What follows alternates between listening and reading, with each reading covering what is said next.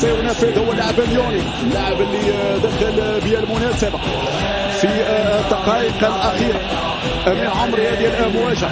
يوسف المطيع يتحدى اللاعب اليوني. الركلة الأولى مهمة جدا يا المطيع، الركلة الأولى مهمة جدا يا المطيع. واسأل ياسين بونو. ستلعب هذه الركلة، الجماهير تحفز يا المطيع.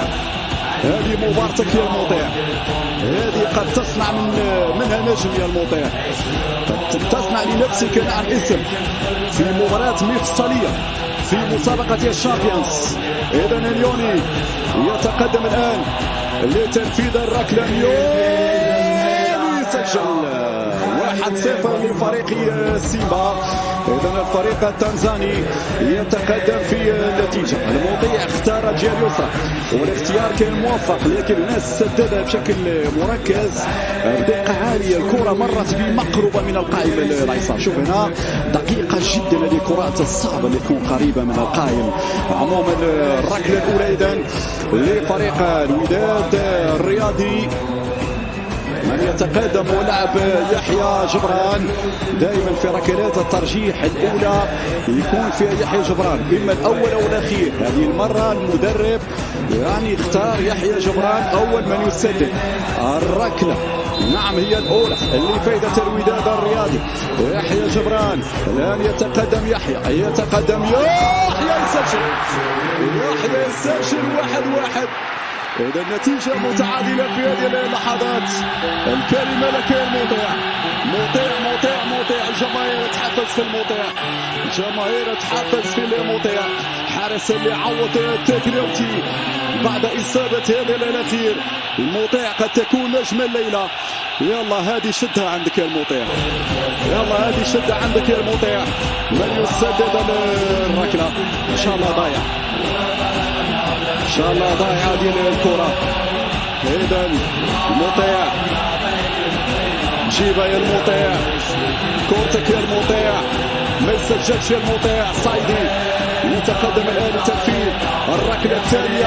كورتك هذه المطيع، كورتك يا المطيع. لا بقى في مكانه المطيع، بقى في مكانه المطيع. إذا 2-1 لفريق سيمبا. هذه الإعادة مجددا. الكرة في جهة، الحارس اختار هذه المرة الجهة الخطأ. إذا 2-1 لفائدة فريق سيمبا. من سيتكلف بتسديد الركلة الثانية لفريق الوداد الرياضي هو أيوب العملود. نعم أيوب العملود يتقدم الآن لتنفيذ الركلة. حكم يعطي إشارة التنفيذ. أيوب العملود يتقدم الآن. العملود يسجل 2-2. النتيجة تتغير في هذه اللحظات. الركلة الثالثة لفريق سيمبا الآن. هذه الإعادة اختيار موفق. أيوب العملود اختار الجهة اليمنى، تركيز عالي جدا. أيوب العملود يخلي الحظوظ قائمة لفريق الوداد الرياضي. إذا الركلة الثالثة لفريق سيمبا. كل ما اقتربنا من نهاية الخمس ركلات الترجيحية الأولى كل ما اشتدت الأمور صعوبة. كابومبي يتقدم الآن لتنفيذ. مطيع يترقب، مطيع حاول يقرأها صح، حاول يتصدى. هنا كابومبي التالي تالي سيلفا. كابومبي مطيع كابومبي وصدى المطيع. وبرافو يوسف المطيع في التصدي للركلة الثالثة. مشاهدينا الكرام هذا هو يوسف المطيع. كورتك يا المطيع. نعم جابها المطيع. هذه الإعادة مرة أخرى من هذه الزاوية. قراءة صح وتحرك صح في المكان الصح. هنا تصدى بروعة المطيع. لا تقول لي لا خبرة ولا شيء. هنا الخبرة يكسبها المطيع في أول منافساته، في أول منافسات هذا الموسم في الشامبيونز. يدخل ويتأقلم مع الأجواء، يدخل بسرعة هنا في ركلات ترجيح ربع نهائي دوري أبطال إفريقيا. من يتقدم؟ أمين أبو الفتح. أمين أبو الفتح في الركلة الثالثة يا غاريدو. أمين أبو الفتح هو من يستعد للتنفيذ أمام الحارس جوما. يلا يا أمين.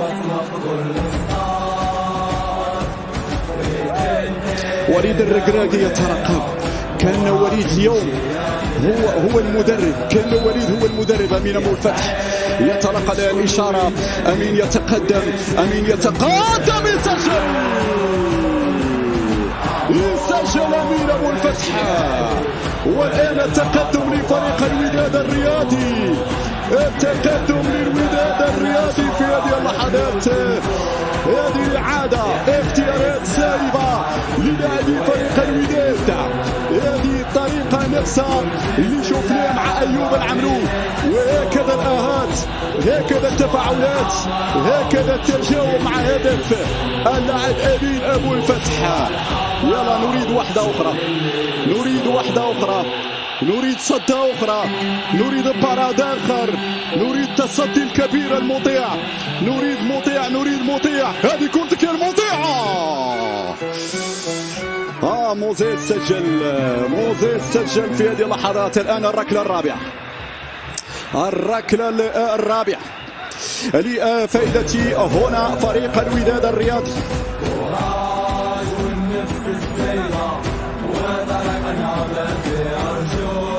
إذن عبد الله حيمود هو من يستعد لتنفيذ الركلة. المطيع مكانك يا المطيع، مكانك يا المطيع.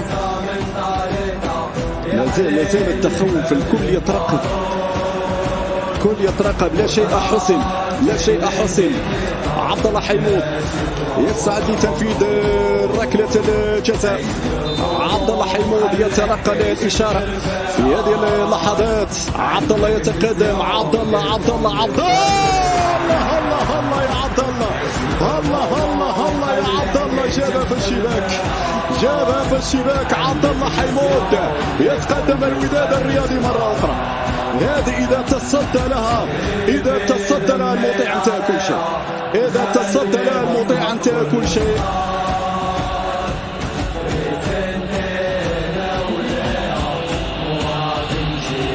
إذن المطيع، المطيع في الركلة الخامسة إن شاء الله يجيب المطيع إن شاء الله، ونتفادى الركلة الودادية الخامس إن شاء الله يجيب المطيع وينهي كل شيء بدون ركلة خامس، بدون ركلة خامس. هذه الأخيرة المطيع، المطيع، المطيع.